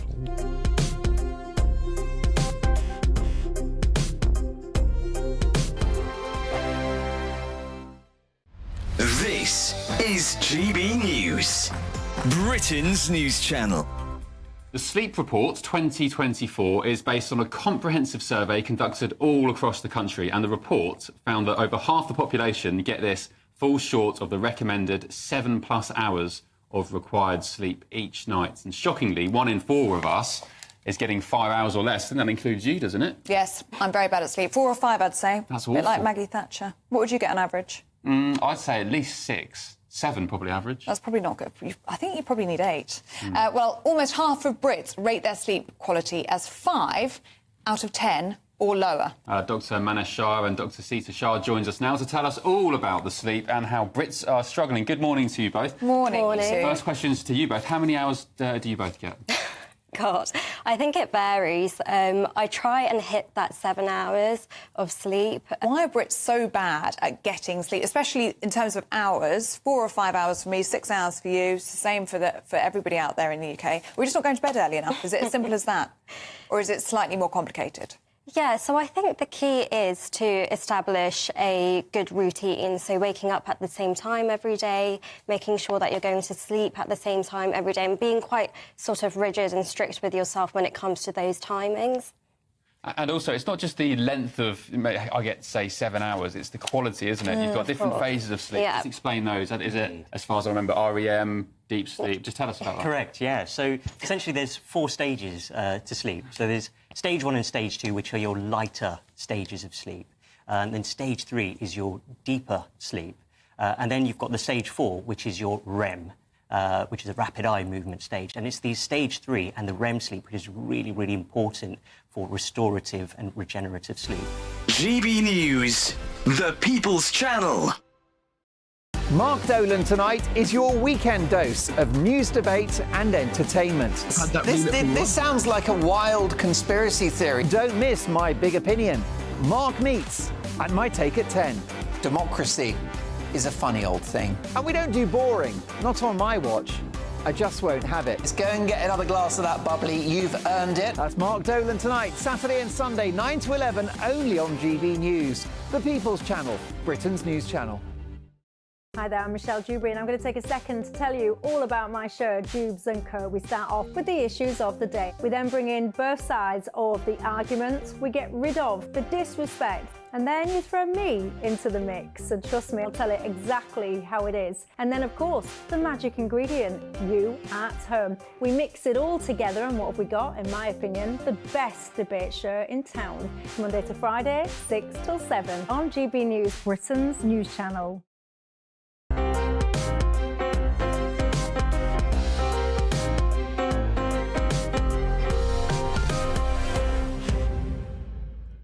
Welcome back to Sunday Morning with Michael Portillo. I'm joined now by an acknowledged authority on Ludwig van Beethoven. He's already written 7 books on the subject, and next week his 8th is released.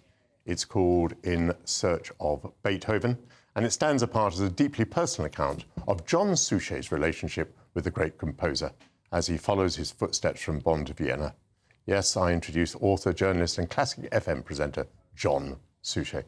Hello, Michael. It's delightful to have you here, and you have, as I say, written now 8 books on Beethoven. So the question is, why Beethoven? Well, the word that is often used that I don't like is obsession, obsessive, because somehow there's something not quite right about that. The word that I use is passion. I have a passion for this man's life and music that began, I suppose, around 50 years ago, sometime in my early 20s. I can't remember the exact moment. He kind of crept up on me, and suddenly, as I was a journalist, TV journalist all my life, but before that I was a failed musician. I wanted to be a professional musician, but fortunately for the world of music, I realised I didn't have the talent. But this man's music crept up on me, and I knew from then that it would not go away, it would only increase, and that is what's happened. There are other composers I will listen to, minor names like Mozart, Wagner, Haydn, but Beethoven just does it for me. You are jesting up to a point because you've written books about, I think, another 4 or 5 composers. So you played the trombone early on. Yes. And that, of course, lends something to the book, which is your musical understanding runs through the book. Oh, because you know, every now and again you'll talk about a sonata or you'll talk about the Eroica, and you'll make points about what he's doing, what Beethoven is doing musically, and how you react to it. Or even, in some cases, that you heard it played in a particular way on a particular occasion. So you obviously have a very acute musical mind which informs the book. I was highly educated musically at school because I loved it, to the extent that I wanted to turn professional, but as I say, I didn't have the talent, but that has stayed with me. I read music, I understand music. As you say, I play the trombone in those days to quite a high level. And the point about Beethoven, I think, more than any other composer, is his life is in his music. You can listen to a piece of Beethoven and it can be absolutely wonderful, even life-transforming. But if you know what's going on in his life when he writes it, you listen with totally different ears and you have a much deeper understanding of the music. His life, his music is his autobiography. And that's most interesting because you also point out that there are only, I think, 2 pieces of music in which the movements are identified with descriptions. So where he's specifically telling you what the piece of music is about. And yet you, through your research, through your understanding of his life, can interpret every piece of music in that way. You're absolutely right about that. In fact, he once said, stop trying to read things into my music, just listen. But with respect to him, he's wrong about that.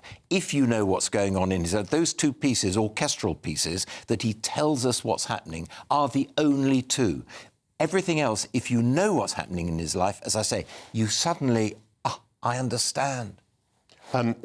You say that he's not necessarily someone you would have liked. You'd have wanted to meet him because you wanted to discuss his music with him, but you wouldn't necessarily have found it a very easy meeting. That's true. And as I say in the book, I mean, when I first discussed the book with my editor, my publisher, I said this to her, I find him a difficult man. She said, write about that. I said, I can't write about that. He's a genius. There's nothing. She said, no, tell the truth. And that was a bit of an eye-opener, and so I haven't held back. He upset everyone he came into contact with, whether it was family, patrons, friends. He just upset. And the court case that he took out against his sister-in-law, as I say in the book, why, Ludwig? Why did you do it?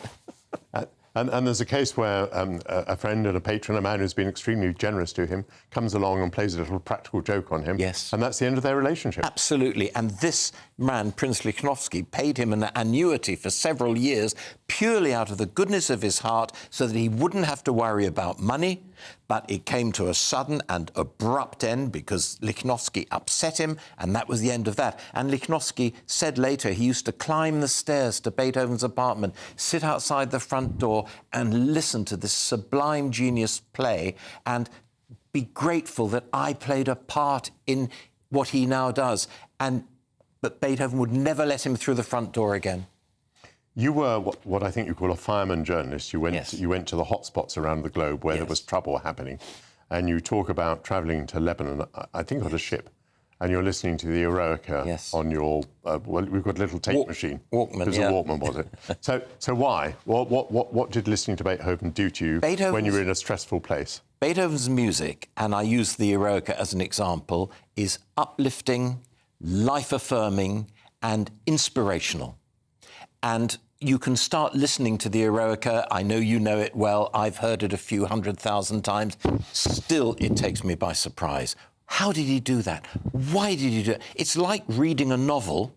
You don't know what twist is coming next. But at the end, with that rush to the final chord, you suddenly... I was on this ferry steaming for Beirut, capital city of a country in the grip of civil war, with the red glow of war in the night coming closer, and I played the Eroica, and suddenly, yes, I can do this. I can do this. And I've heard from other people when I've done Beethoven talks, one elderly man came up to me and said to me once, Beethoven saved my life twice, and he walked away. You could do it because Beethoven could do it, in the sense that Beethoven had to overcome deafness, which is an extraordinary thing, isn't it? Yes, and I think there, Michael, you've absolutely nailed it. Beethoven's music is telling us, if I, as a musician, can overcome the greatest disability that a musician can suffer, in other words, losing the one sense that should be more acute than any other, then you, by listening to my music and understanding my story, can overcome whatever trouble faces you. And I believe that is the ultimate message of his music.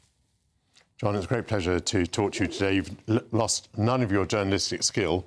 You had us absolutely in the palm of your hand there as you were describing your entry into Lebanon. And let me just say again, the book is called In Search of Beethoven, A Personal Journey by John Suchet.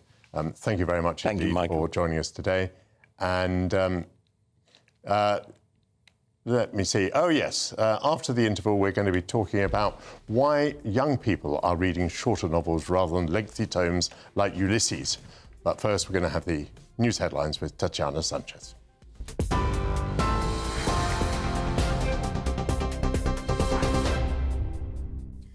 Michael, thank you very much. The top stories from the GB newsroom. The King says he's greatly saddened by the sudden death of Alex Salmond, the former First Minister of Scotland. The ALBA leader died yesterday afternoon, aged 69, from a suspected heart attack during a trip to North Macedonia. Mr Salmond had made a speech at the Institute for Cultural Diplomacy Forum and is understood to have collapsed at lunch in a crowded room. Robert Jenrick says he'll make Sir Jacob Rees-Mogg chairman of the Conservative Party if he triumphs against Kemi Badenoch in the party leadership contest. Mr Jenrick told GB News this morning that Jacob has been a tireless campaigner for the grassroots and he understands better than anyone the need for party reform. I want to have a different way to select candidates, so we end the favoured sons and daughters of the leader being parachuted in. That was a disgrace. Yes. I want to stop members just getting emails asking for money but never asking what do they want and where do they want the party to go. Let's build a mass membership, democratic organisation. I think Jacob will be a great asset to that. Jonathan Reynolds says it's not the government's position that P&O Ferries is a rogue operator, despite a press release this week calling them a rogue employer. P&O Ferries owner DP World will attend the International Investment Summit tomorrow. They had previously threatened to pull out of the event in a £1 billion port investment. That's after the Transport Secretary Louise Haigh criticised their employment strategy and called for a boycott. The operator was criticised by politicians from both main parties in March 2022, when it suddenly sacked 800 British seafarers and replaced them with cheaper, mainly overseas staff, saying it was necessary to stave off bankruptcy. The Business Secretary told GB News' Camilla Tominey that the £1 billion investment will go ahead. Quickly on this issue, that's not the government's position. The issue, obviously, with P&O Ferries is we're not going to recoil from that. We thought it was wrong, the fire and rehire that we saw, those workers being sacked and then taken back on fewer terms and conditions. But we have changed the law. It was lawful under the Conservative government. It will be unlawful under this Labour government. So where companies accept that, acknowledge that, can work within that framework, we'll, of course, talk to them about investments. And I can tell you they're coming to the summit and the investment will go ahead. And almost 500 migrants have crossed the English Channel to the UK in one day. New figures released by the Home Office today show 471 migrants crossed the English Channel on 9 small boats yesterday. Those latest arrivals bring the totals so far this year to 27,225, which is a 5% increase on the same time last year, but 25% less than 2 years ago. A Home Office spokesperson insists they're committed to dismantling people smuggling operations, saying the government will stop at nothing to bring these criminals to justice. And those are the latest GB News headlines for now. I'm Tatiana Sanchez. More from me in half an hour. For the very latest GB News direct to your smartphone, sign up to News Alerts by scanning the QR code or go to gbnews.com/alerts.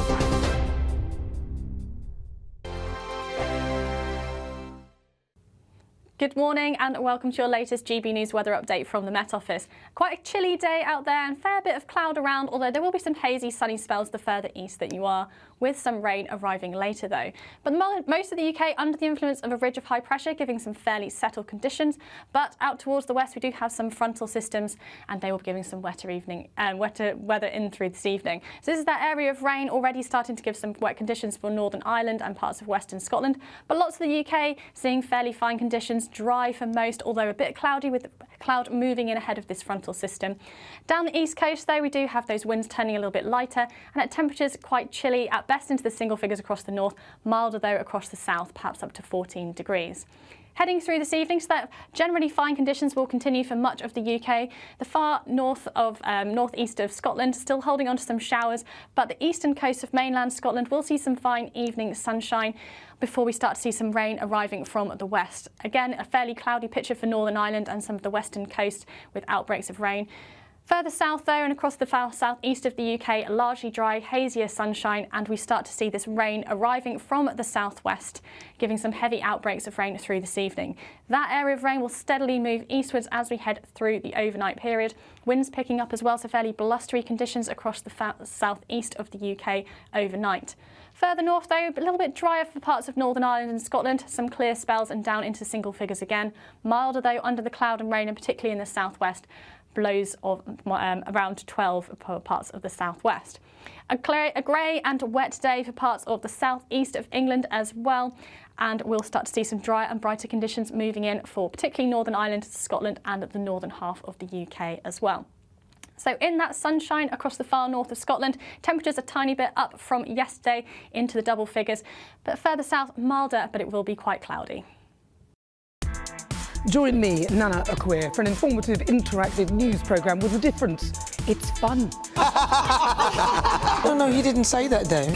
I'm so surprised. I think there's an element of truth to that. Join me from 3 p.m. every weekend, only on GB News, Britain's news channel.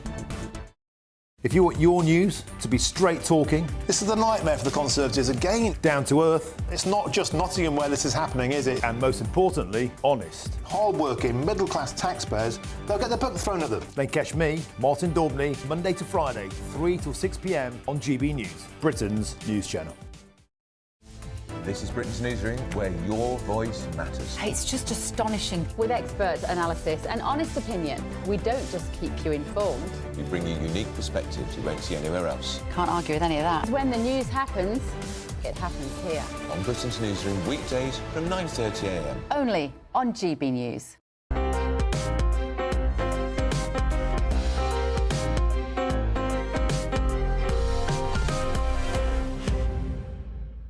Welcome back to Sunday with Michael Portillo. It seems that the younger generation's interest in literature is waning, with a preference for shorter, more visually engaging books over lengthy classics, partly due to the influence of smartphones and social media.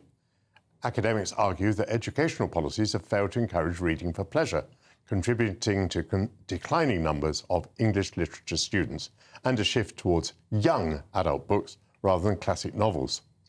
According to 2023 figures from the National Literacy Trust, the number of 8 to 18-year-olds who say they enjoy reading has sunk to its lowest level for almost 20 years, with a quarter fewer reading each day over that same time period. To share more with us about this topic, I'm joined now by the journalist Charlotte Lytton. Charlotte, welcome back. Lovely to talk to you again. Tell us your perspective on this issue. What is happening? Well, speaking to academics, we can't deny, it seems, that there is a big problem here, and it starts right at school. As you read there, young children simply don't enjoy reading for pleasure as they did before. We can't deny that is also a massive part because of smartphones, because kids now are faced with all of these things vying for their attention. They just don't have to sit down and entertain themselves with a long book and nothing else as they did before. As we see from those figures with people going to study humanities at university, the decline is just going all the way because people simply are not interested in reading for pleasure as they were. And that is just going to keep having knock-on effects, both on the student population right now and going forward. Do you get any feeling that education policy or that teachers are taking steps to counter this?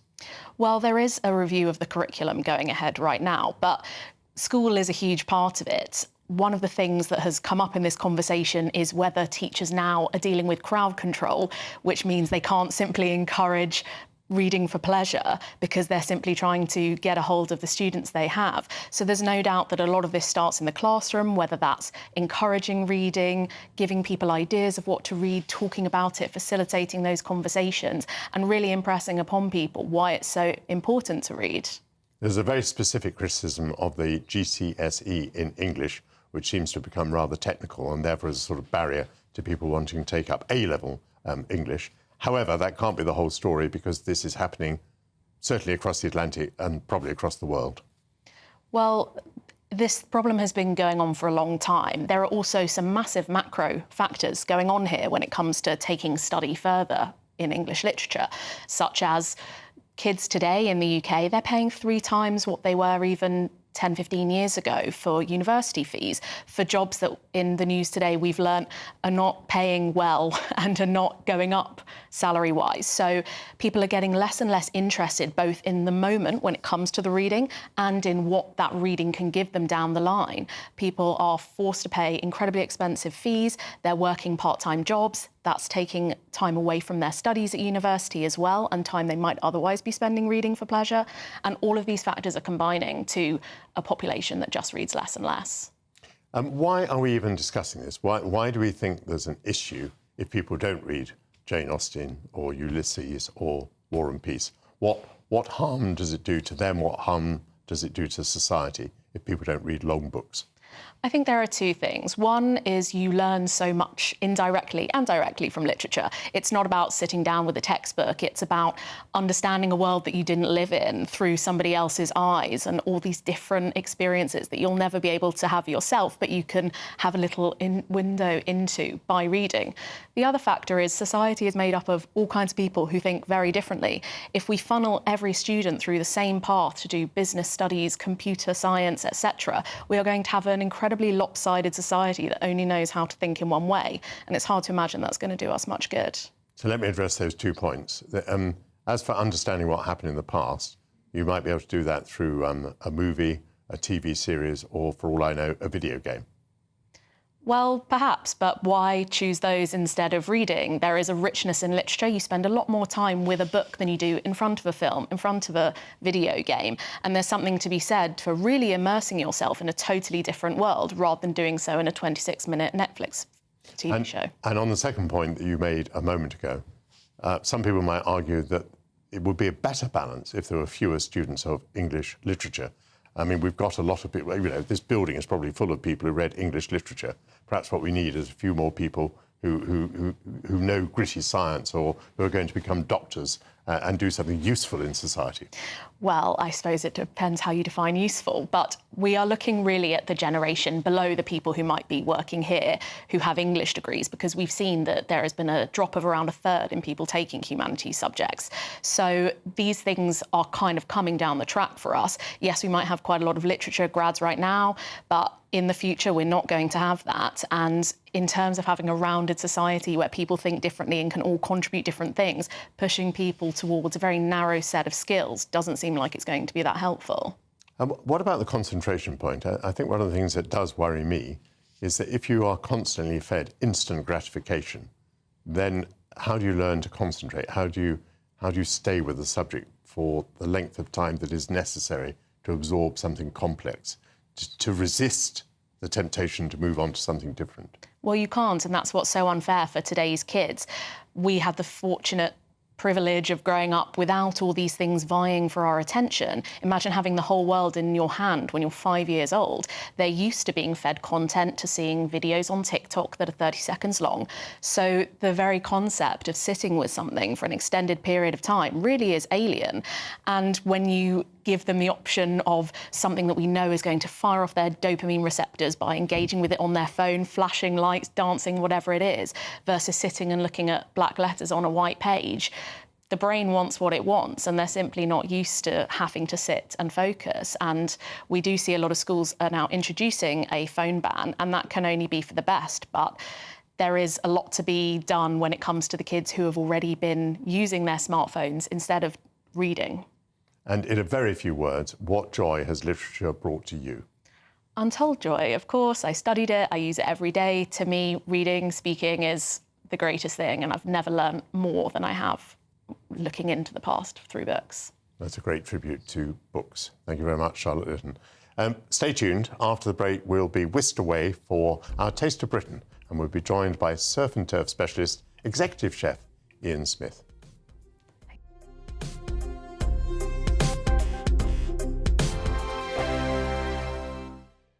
This is GB News, Britain's news channel. We're joined by Lewis Oakley and Esther Stanhope. And Lewis, let's start with Free Gear Keir, shall we? It's been the story of the week, and apparently it's led to, well, calamity in the polls. Yeah, so he has dropped by 26 points in the opinion polls. And, I mean, it's just been sort of going down from day one. He didn't even start that high.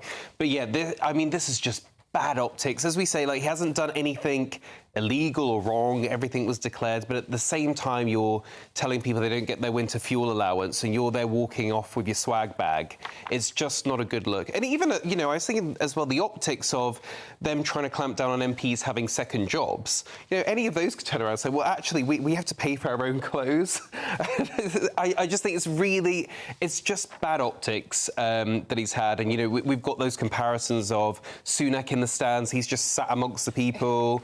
And Prince William goes to Villa games, albeit in the director's box, but it's not an 8K per game seat. And by the way, can I just mention, this isn't just an isolated Labour incident. Since the start of their tenure, they were accused of filling the civil service with previous Labour donors, previous Labour aides, people who worked for Labour Together think tank. The civil service is meant to be politically neutral, and they bypassed a lot of procedures to get people into their positions, not least the Chancellor Rachel Reeves, who parachuted Ian Caulfield, his name was, who donated £5,000 personally to her, and then he ended up in the Treasury with a 175k a year job. Yes, he did resign after it was revealed in the Times, but it does make you wonder, you know, you've spent years having a go at the Tories for this, and you do exactly the same thing.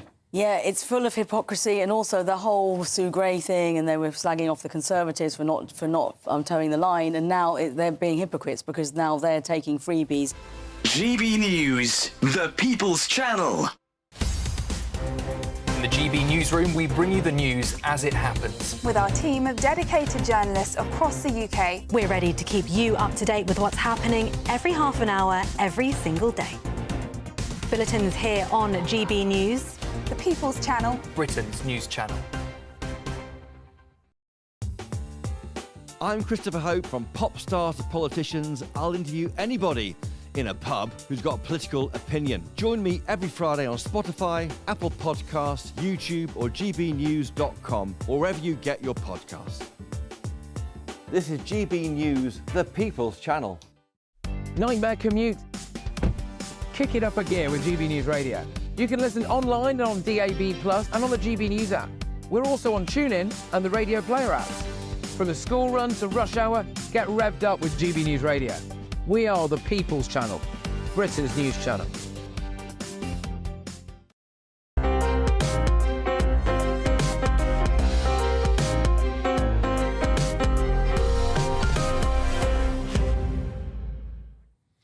Welcome back to Sunday with Michael Portillo. It's time now for our Taste of Britain section. Serving some of the most talked about food in Chelsea, executive head chef of Number 50 Cheney, Ian Smith, has created a range of menus with a hint of the homeland, using the finest British ingredients sourced by trusted suppliers. Ian Smith was head chef at Jason Atherton's Social Eating House and spent time in the kitchens of the Galvin brothers. Ian joins me now to tell more of the story. Tell me about Number 50 Cheney. Yes, so we are a beautiful restaurant down in a corner of Chelsea on the Embankment with an amazing team. And we really pride ourselves on, being an affordable luxury that people, really are wanting to return to week in, week out. What's the view from your restaurant? We can see the Embankment, the Thames, and Albert Bridge, which is very nice. Very it's actually lit up. Very romantic. And tell me a little bit about your philosophy. I was talking there about having a touch of the homeland, British food, seasonal food. Yes. Yeah, I think, for me, great cooking is, with simplicity on finest ingredients, cooked with simplicity, and ultimately, there to be enjoyed through... Yeah, sorry. No, I didn't mean to interrupt you.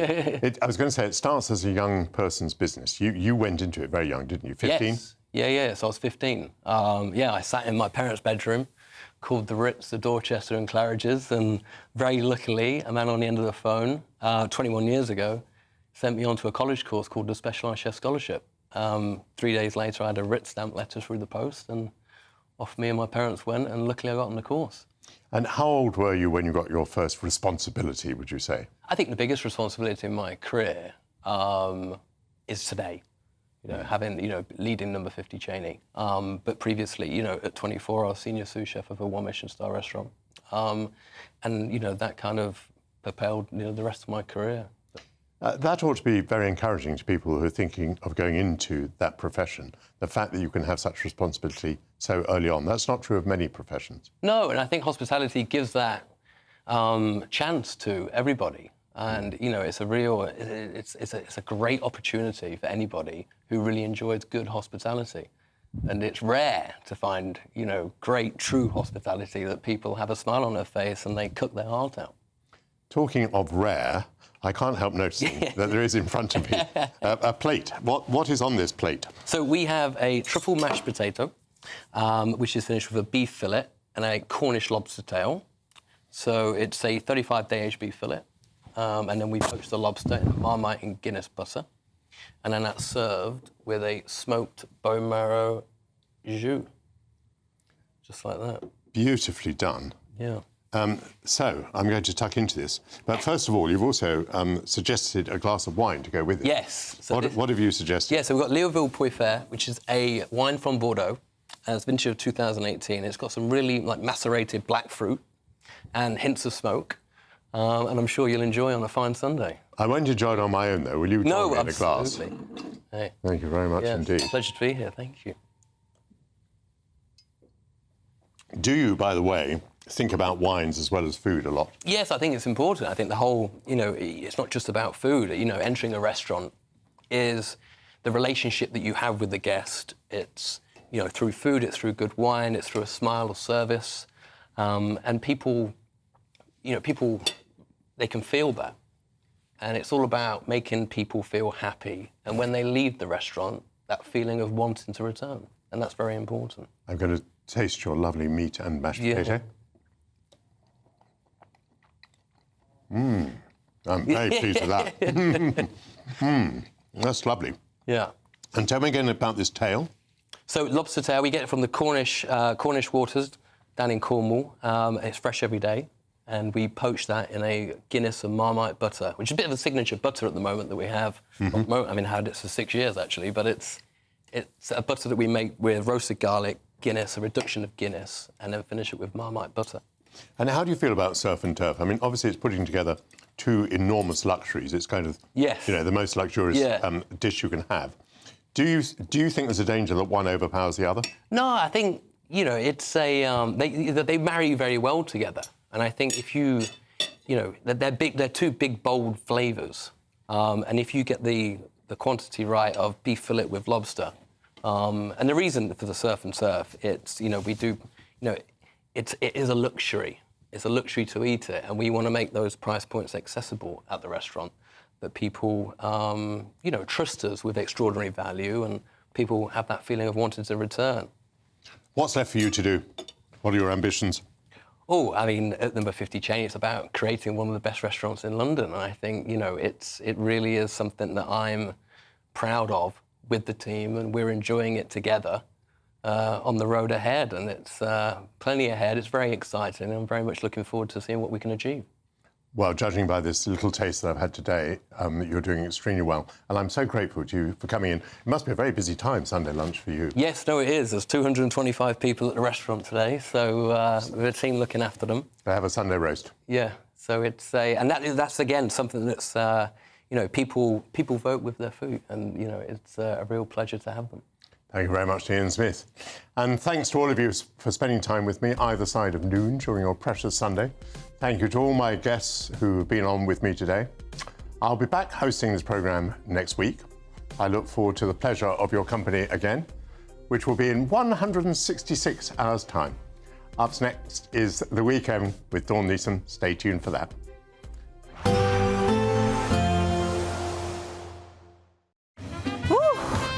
A chilly start will give way to a lovely, warm afternoon. Boxed heat pumps, sponsors of weather on GB News. Hello, welcome to your GB News weather update from the Met Office. We have an east-west split in the weather today, dry in the east, but turning increasingly unsettled from the west with heavy spells of rain. This is all to do with this area of low pressure, and there's a squeeze in the isobars as well, indicating some strong and gusty winds. But through the rest of the afternoon, especially across Scotland and eastern areas in England, staying dry with some hazy sunshine, but further towards the west, turning increasingly unsettled, heavy spells of rain moving through, and also some strong winds, and there is a wind warning in force for gusts up to 50 to 60 miles per hour. Otherwise, temperatures feeling pleasant in the sunshine, further towards the north, highs of 15 degrees here. As we go through Sunday evening, it's going to be turning increasingly unsettled once again from the west, but across parts of Scotland, staying largely dry with some early evening sunshine. Across Northern Ireland, that low pressure system still making an influence, so heavy spells of rain are going to be pushing through. And as we go through Sunday evening, that cloud and rain is going to continue to push its way eastwards, and we do also have a Met Office rain warning that comes into force across southern parts of England and Wales. so expect some difficult driving conditions, but also possible further flooding on its way.